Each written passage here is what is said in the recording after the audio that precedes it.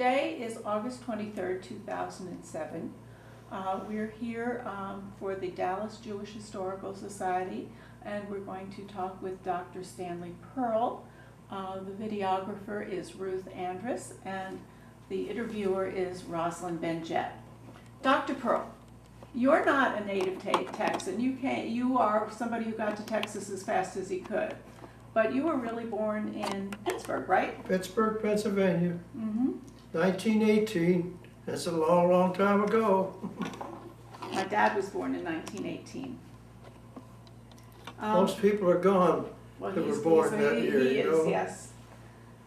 Where did your grandparents come from, and how did they get to Pittsburgh? Well, that's a good question. I don't remember what their history was. They came from Russia. We were Litvaks, I think, Lithuania, I guess, or whatever. They were Litvaks. And we had an interesting childhood. Of course, Pittsburgh in those days was terribly dirty. The steel mills and all is quite different now. It's a clean city, not a high-tech city. But we were born right at the end of World War I, guess, and it was a difficult time.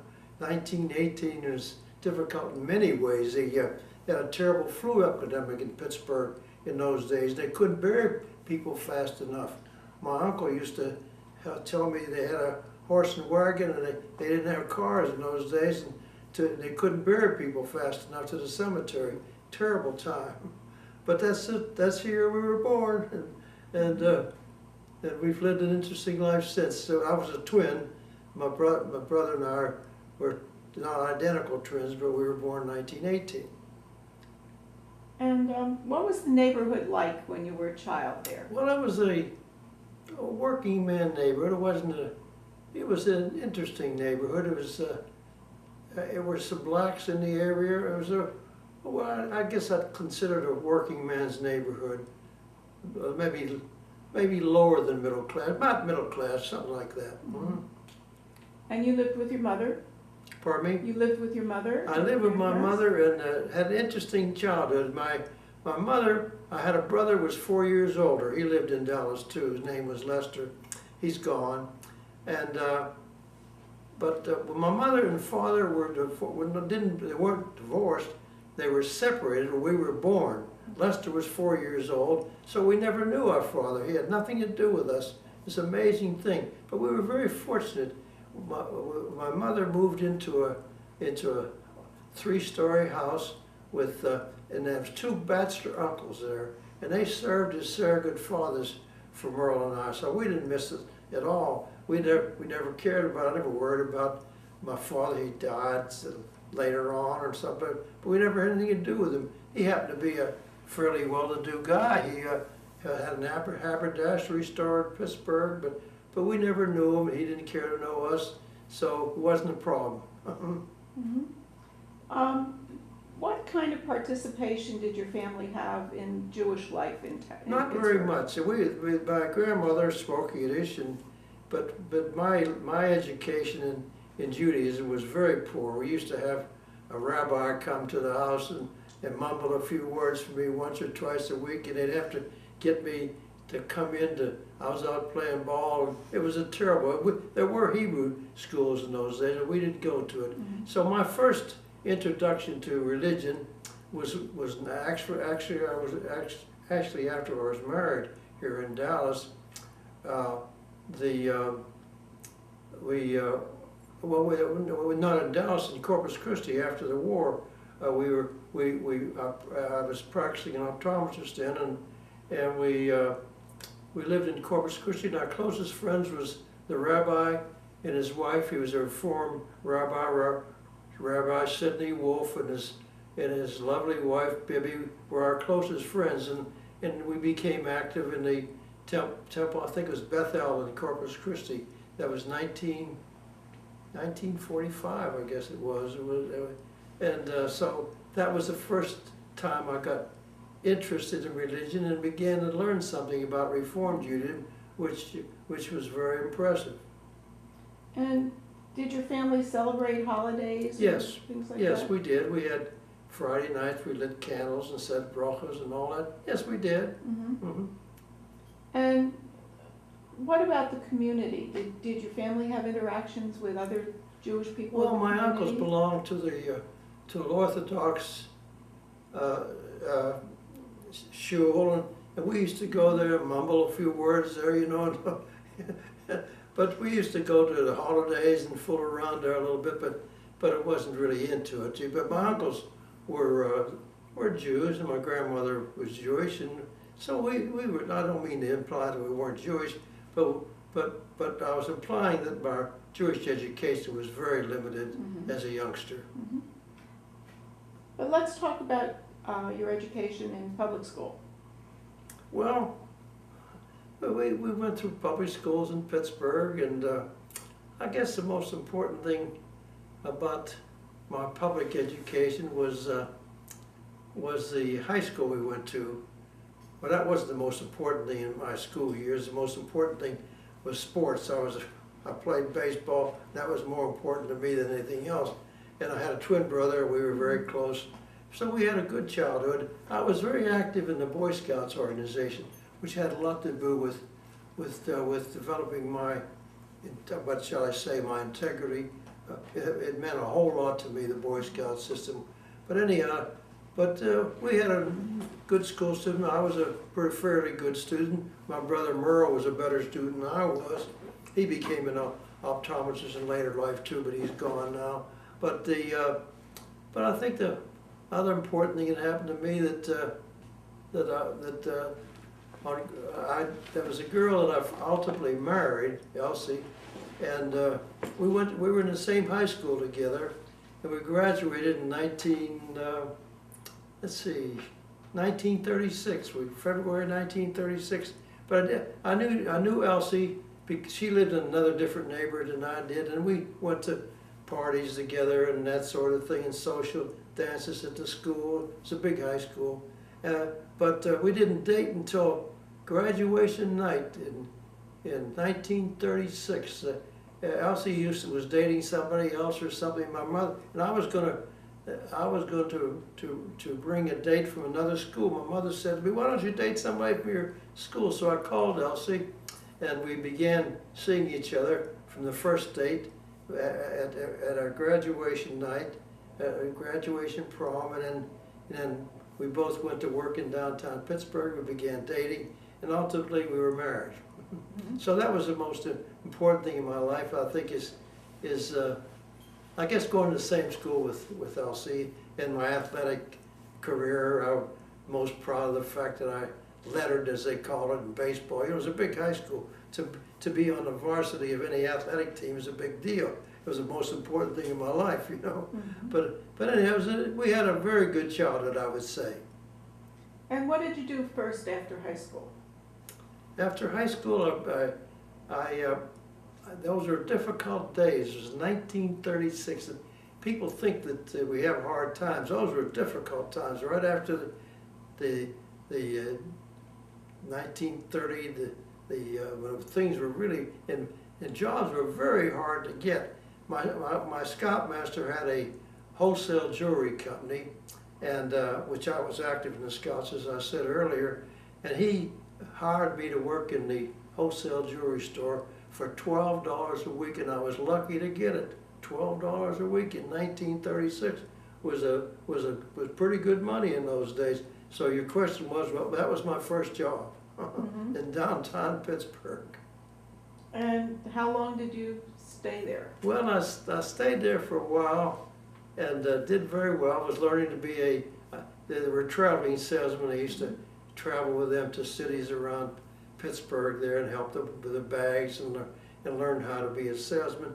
And I was making progress, but I think in my life, I like to look upon it and say that one of the things in my life I think was important was that I was a risk taker. I was willing to take chances and make changes. One of the changes I made in those days was decide to go to optometry school, which was a pretty big decision.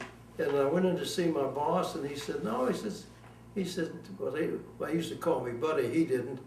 Or maybe he did, I've forgotten. My mom used to call me Buddy as a teenager. Buddy and Merle were the twins at school. And he said, no, he says, I want you to stay here and become a important jewelry salesman. And he says, we're going to give you a raise to $25 a week. And that was an enormous salary, you know. He says, we want you to stay. I said, well, let me think about it. So I went home that night and came back. Next day I said, no, I decided I want to be an optometrist. And that's what I did. So it was a risk taking. There was several schools in those days. One was in Philadelphia. One was in Chicago.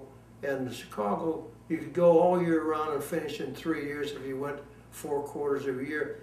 And it was a little cheaper. So I went to Chicago to optometry school in 1936. That was that type part of my life. And what spurred your interest in optometry? Well, I think mainly because in those days, it's very prevalent to see optometrists in jewelry stores in those days. It's very common. Of course, they're in department stores now too.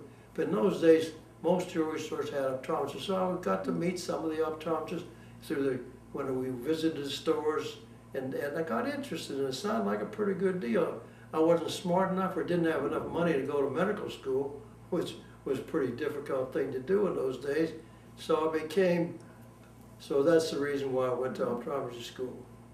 And you were in Chicago then for 3 years? Well, just about 3 years, and in the meantime I was courting Elsie through the years, and saw each other occasionally, not very often. You couldn't afford it in those days.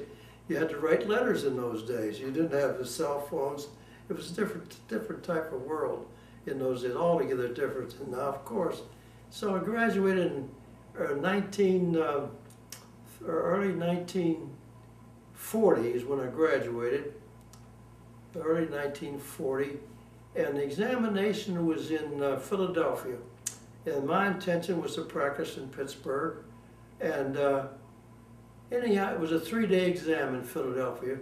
And after the exam, they said you have to wait 60 days before they tell you whether you passed or not. And there was some rumor that anybody who went to Chicago school would have difficulty getting a license in Pennsylvania, all that sort of thing, which was wrong, of course. But at any rate, a friend of mine, so 60 days was like an eternity to somebody broke and needed to go to work right away. And so a friend of mine said, let's go down to Texas. This is 1940. And here's another occasion in my life where I took another risk. So by God, we got on a train and came to Texas and landed in Fort Worth in early 1940 at the Westbrook Hotel. It's not there anymore. And it was a 3-day exam. I passed, and they tell you the next day. And that's how I came to Texas and practiced in Texas. Then Elsie and I got married later that year. And see, that was early in 1940. And then we decided to get married. I was making, my first job was in San Antonio for a short while. Then I got a better job here in Dallas. Was making about $75 a week, which is a lot of money in those days. And we decided to get married. And here was Elsie up there, and she didn't have her father, and she was helping her mother.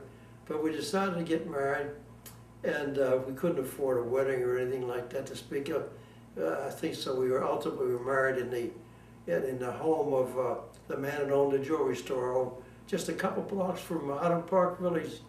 He had a nice home down there, and that's where we were married. And Elsie got on a train in Pittsburgh, and people throwing rice on her, and she got on a train. It was a 30-hour ride in those days in 1940. She had to go through St. Louis and change trains.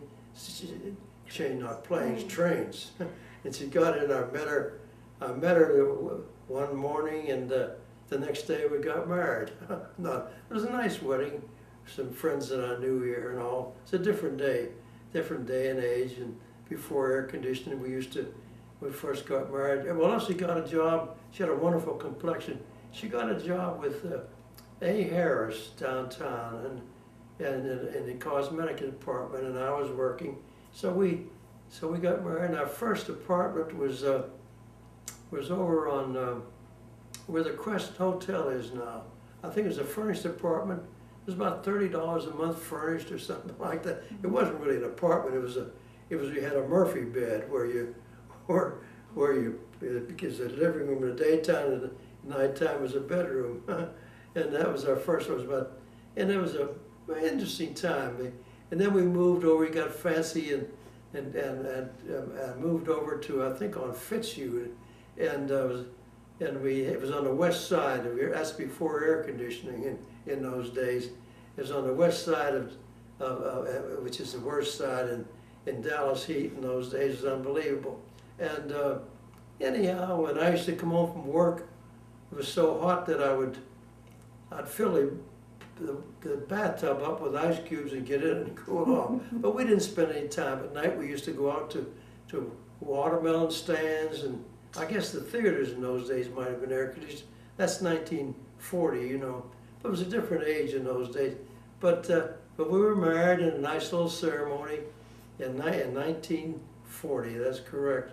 And September 10th, 1940. It was a long time ago. And so that was a kind of an interesting way to start life.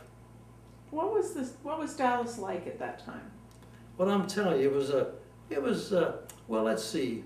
Northwest Highway is the extremities of town. The Highland Park Shopping Center was in existence in those days. It was one of the first shopping centers in the country. It was open. Of course, it's still a wonderful shopping center. But it was there.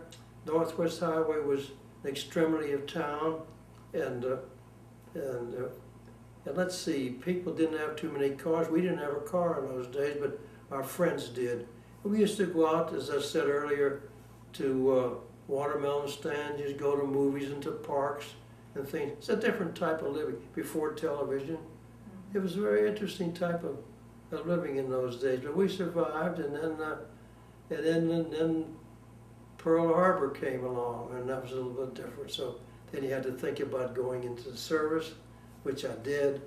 I was in the Navy for a couple of years, but I didn't go in till we had David. Baby was born while Elsie was pregnant, and he was born in September of 1941 or 40. He's 64 now, so figure it out. But anyhow, those were difficult times, so you had to think about going into the service, and I was supposed to get a commission in the Coast Guard, but it fell through, so I was drafted and went into the Navy. And I didn't serve too long. My brother Merle had a much more interesting career in the service. He became a flyer. He joined the Air Corps in those days, and in those days they had a glider corps, and he was down in Hondo, Texas or something, and he was going to be a glider pilot, but the glider program didn't work at all, so he became a regular pilot and ultimately became a pilot. He had quite a distinguished career in the service, but I didn't. I had a limited time, and I couldn't get switched over to. I could have been an optometrist in a hospital, but the red tape was so much. They gave me special orders. They assigned me to a destroyer, to the optical department of a destroyer tender, which repaired binoculars and I didn't know one end from the other. So I didn't have a very distinguished military career, but fortunately I survived. And where did you spend the time? Well, most of the time I went to boot camp in New York, and then I went actually I was assigned to a destroyer tender, which is in Hawaii in the harbor there. It was after the war, after the big explosion and all that sort of thing. But it was a nice time. In fact, I liked Hawaii. I was there almost a year and wanted to stay there. But that time I was married, and Elsie was home with David, and she wouldn't hear of it. So, but I liked Hawaii. I really wanted to stay there very much, so I spent most of my time in Hawaii. Then I came back, and then we came to. Let's see, we came home. Elsie was living in Pittsburgh because her parents were there, and we picked her up and bought a car for $200. I'll never forget, $200. It was a pretty good car. It was a used car, but it was not bad. This is 1945, and we poured the Elsie, and and Linda came along at that time, my second child was my daughter. David's now 64, and Linda's still alive, and she's 62. So we had the two children. Let's see. Yes, and we got in a car and drove to Texas. Now on the way to Texas, somewhere away, I've forgotten where, we were driving along very nicely, and all of a sudden the car stops. I said, "Oh my goodness, it broke down." It turns out that David was in the front seat. He was just very young in those days. He turned the key off or something like that. So he had quite an experience. So we settled in Corpus Christi, Texas in 1945. And we lived there until 1952, at which time we came to Dallas then. What brought you to Dallas? What were you doing in San Antonio, and what brought you to Dallas? Well, let's see. That's interesting. Let's see. My first job was just a short time in San Antonio, and then I got a better job, as I said earlier, in Dallas. That's before the war. Then I went in. Oh, what am I? I'm a little bit mixed up now. I'm talking about after war, before. Get mixed up sometime on the dates. I still have most of my marbles. I'm 88. I'll be 89 pretty soon. But I'm beginning to lose a little bit. I've been fortunate enough to have a big family. I have 4 primary children. I have 10 grandchildren, and the 10th great-grandchild will be on the way. So I'll soon have 10 great-grandchildren. Very prolific family. Doesn't take a lot of talent, but it's nice. I have a hard time remembering all their names. But what was the question? I lost the question again. When? You went to San Antonio. Yeah, that's in 1940. When I got out of optometry. Okay. I went from Philadelphia down there to take the exam. I came to San Antonio. That's 1940, and then came to Dallas with a better job. And then Elsie and I were married in late 1940. And then after the war, during the war, she lived with her After the war, I went to Corpus Christi. And then you went to Corpus Christi. And we were Elsie was a great lady. She's now dead almost. Elsie's gone already. Be 11 years already. It's hard to believe already. She was a wonderful lady, and she got very active in Jewish affairs. She was very active in Corpus Christi with in the temple and all the other functions down there. And of course, she became very active here too. As Ruth knows, she was active in Jewish affairs. She never wanted presidency. She's always worked in the background. But the young ladies used to come to her for advice. She was a fantastic lady. She was. Yeah. And what were you doing in Corpus Christi? Corpus Christi, I was working as an optometrist there. And then finally, I wanted to open up my own practice. I was in a jewelry store there and doing pretty well. And originally in those days, there was a company that was starting here in Texas. It was called Lee Optical by Ted Shambaum and Ellis Carp.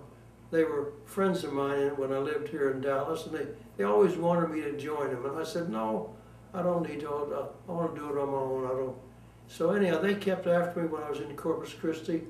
And finally, I decided to join them because I wanted to open up my own office, and it took quite a bit of money, which I didn't have, and a family support.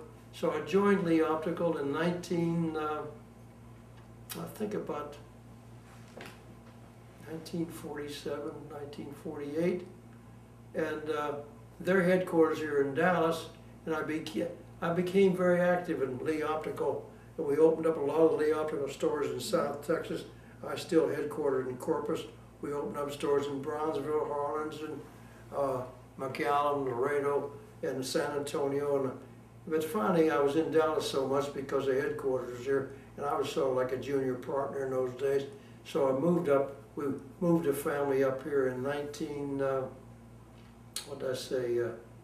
52.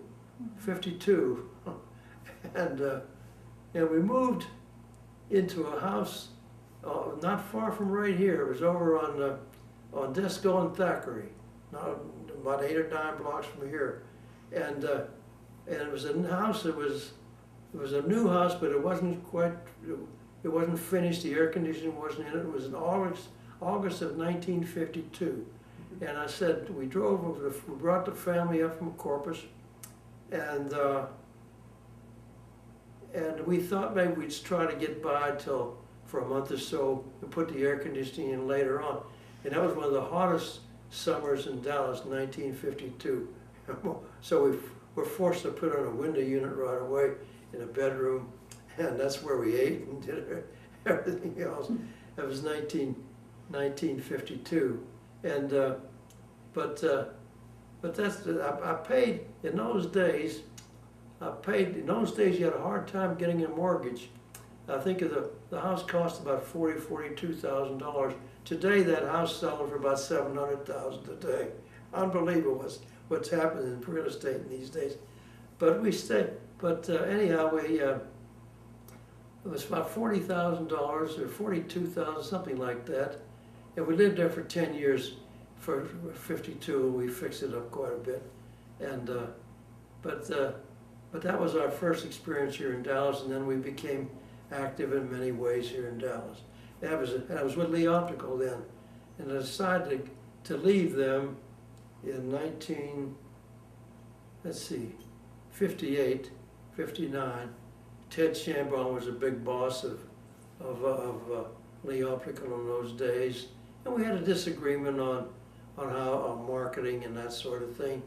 So it took me about a year to work out my arrangement, and I left Ted in Lee Optical in 1948, and for part of my partnership, I got some stores in Louisiana and different places like that, and that's how we started. And then I started.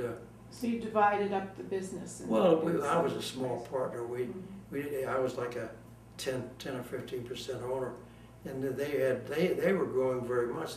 Lee Optical was a big thing all through Texas and all through other states too. They were doing very well, but so I took mainly jewelry store departments. They weren't, and some cash, enough to get started is what happened to me. In those days, the big company in Texas, the big optical company in those days was Texas State Optical. The Rogers brothers out of Beaumont, they had a fantastic organization. That's one of the reasons why I left Ted, is because I felt they were grading up and becoming very, very popular. And we were doing all right at Lee, but I felt that we needed to copy them more. And Ted's philosophy was price was the only thing that people were looking for. And it wasn't so. People were grading up, looking for quality and more performance. And that was one of the major disagreements that I left Ted. And then I started Pearle shortly thereafter too. But I did get started with what I got in leaving Ted's partnership, which took me about a year to negotiate my exit of Lee, because Ted was a lawyer, and it was very difficult. And I had a family to feed. By that time, we already had 3 children, maybe even 4. I've forgotten. I guess Roberta was born here in Dallas. Gary was born in Corpus Christi at a little Catholic hospital called Spawn Hospital in Corpus Christi. But we were very fortunate in our life.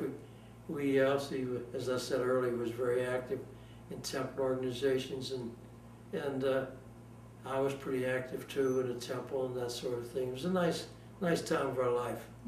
What was the Jewish community like when you came back to Dallas in the 50s? Dallas? Well, that's an interesting question, and I have some real strong feelings about, not strong feelings, but strong. In those days, let's see, what am I talking about? Get me straight on time. And I was back in the late 50s, and David, we belonged to Temple Emmanuel, and we were over in South Dallas in those days. And David was one of the first 13-year-olds to be bar mitzvah, because in those days, the Jews in those days wanted to be more like Goyim. They wanted to be like Goyim, and they didn't want any Hebrew in the service of the temple. Olin came from a fairly conservative background up in Massachusetts, but he didn't mind it. He was very close to SMU, and I once and I served on the board of that temple at one time here in Dallas, and I got up once in front of that temple board and I said, doesn't it bother you folks that we have a better association with SMU than we have with the rest of the Jewish community in this community? Because the Jews wanted to be very little Hebrew, less Jewish and all that sort of thing. That was the way it was. It was pretty bad in those days. Mm-hmm. But that's the best description I can make of Judaism in those days. And he didn't particularly like bar mitzvahs either. David was one of the first. We were over in South Dallas, and David wasn't. And I think Bruce Weiner was the same age as David.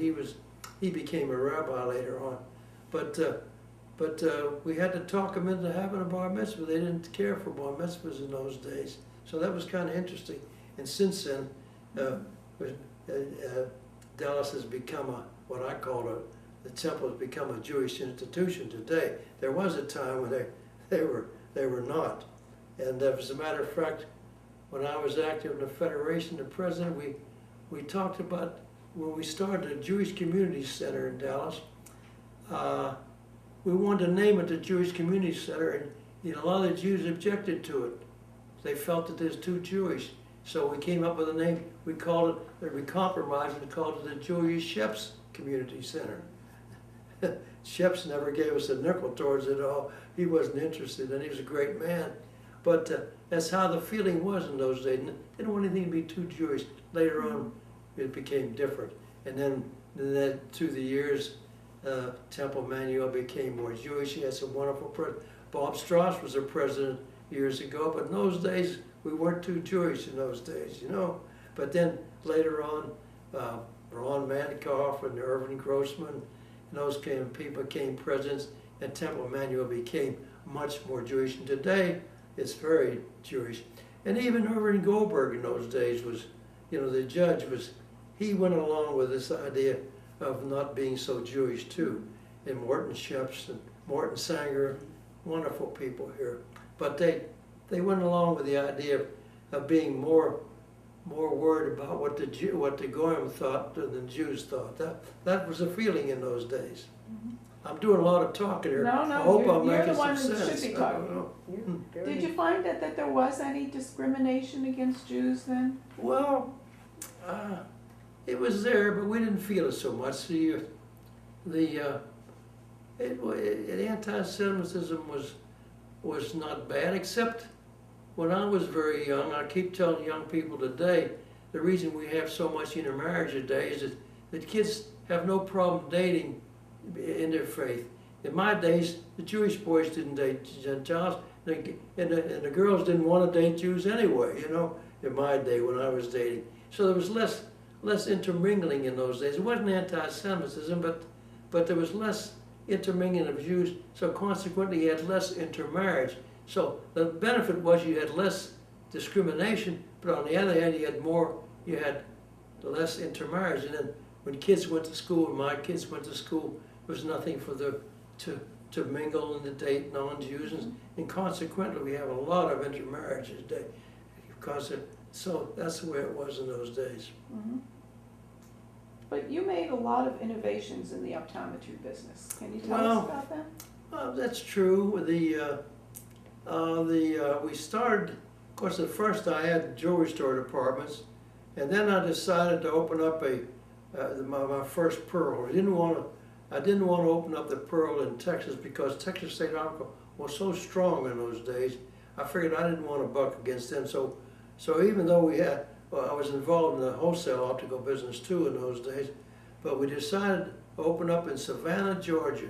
In 1960-61, we opened the first Pearle in Georgia, and it was hugely successful because we just did it right. As a matter of fact, I tried to copy to a great extent the Texas State Optical format, which was so successful here in Texas.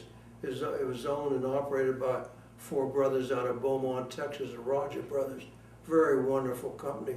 And so I tried to pretty much copy the way they did it, and we had enormous success, and we opened up stores all over the state of Georgia very successfully. Then we went public shortly thereafter, and then we began began expanding the Pearle system all around the country. We made a decision to go more than just statewide. Texas State only believed in staying in Texas and maybe a little bit in Louisiana. But so we made the decision to move from Georgia and take the Pearle system to all over the country, which we did successfully. It worked out pretty well. Mm-hmm. But the family remained in Dallas at that time? Always remained here, yes. Mm-hmm. Now, so the children all grew up in Dallas? Well, let's see. That's true.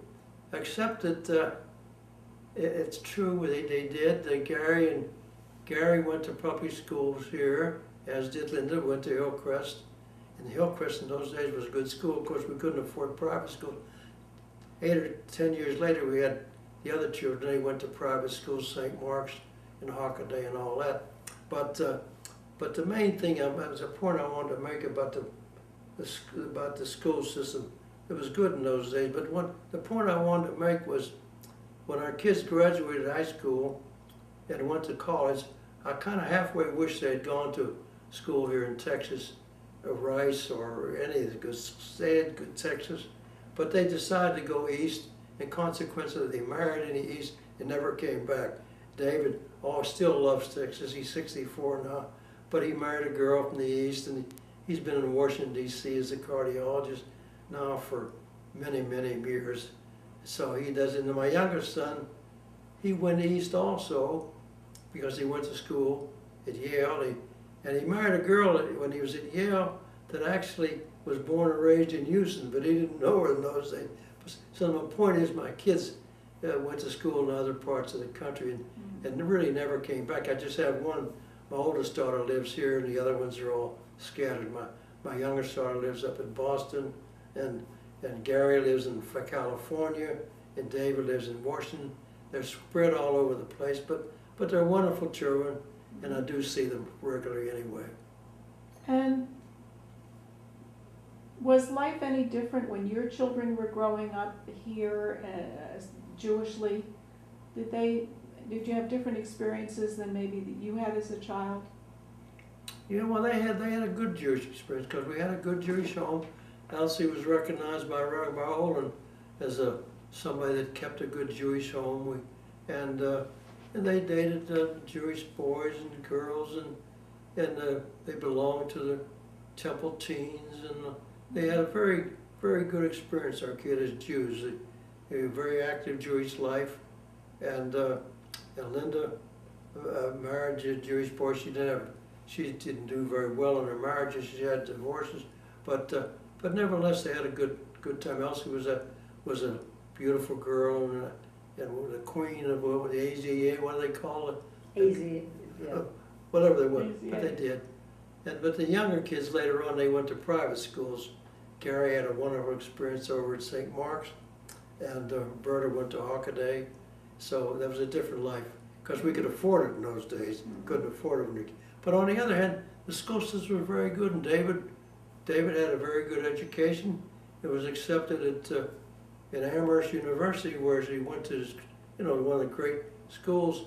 And Jake Feldman had a lot to do with it, because Fanny Shannon's son, Fanny Shannon, was a great Jewish lady here, and her son went to Amherst. So Jake Feldman had something to do with, and so did Jack Kravitz, as he went to Amherst, and he had something to do with getting David to go to Amherst. But it was a great school.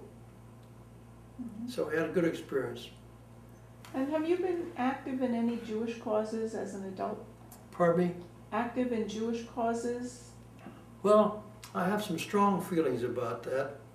I haven't been a very observant religious Jew, but I feel as though, and I try to make this point to my grandchildren, other kids, that we, at my age, lived through the experience of the Holocaust, where 6 million people were slaughtered just because they were Jews. That has to wake you up and say something to you. So what it said to me, what it should send to most every Jew, you have to be active in politics.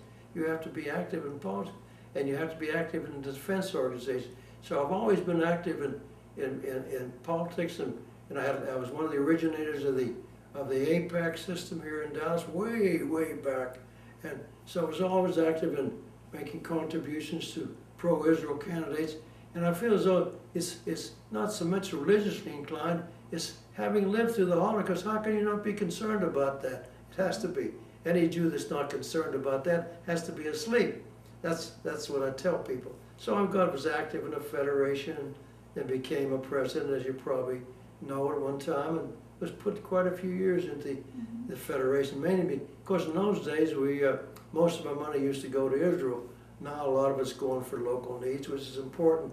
But Israel was the thing that was so important in my life, to make sure that Israel survived. And it's a miracle that they have survived, as we all know. But those were important considerations in my life. That had a lot to do with the way I lived my life. When were you president of Federation? Oh God, I'll tell you what it was back when most time it was Jack Kravis was the Federation director, and also was very active in the women's division, president of that, or certainly very active. I'm talking about 30 years ago, I guess, something like that. I've forgotten. No, but anyhow. What were the challenges that Federation faced in those mainly days? pro-Israel. Always the importance of raising money and being active in politics, because that was the most important things that we did in those days. Very. And you've also been involved in philanthropy. Well, yeah, that's true. I always felt that, that sounds a little bit naive, not naive, but I always felt that I've been so fortunate in my life, and I felt that anybody who's been fortunate enough has to give something back. And so I always felt that way, and still do. And so I try to do what I can, and most of my activity has been with Jewish affairs, but I was active in the community in general. I was the president of the United Way of Dallas, so I was active in that and urged. And so I think I lived up to my responsibilities, and I felt it was necessary for people that are fortunate and need to do that. That's what makes our country great. I'm sounding like a preacher here, and I don't mean to do that at all. And what are you most proud of? Well, primarily my family. That's been very important to me, and I've been so fortunate, so proud of that. And but the other thing is I'm happy about what's happening to the Pearle Vision too. You know, it's publicly held now, and particularly now it's owned by a company. It's a wonderful company. It's an Italian company, makes beautiful frames. It's called Luxottica. Their stock is on the New York Stock Exchange, doing very well up until recently with the markets on. But it's called Luxottica, and they primarily make beautiful frames, but they own lens crafters, they own Pearle, they own Sears Optical.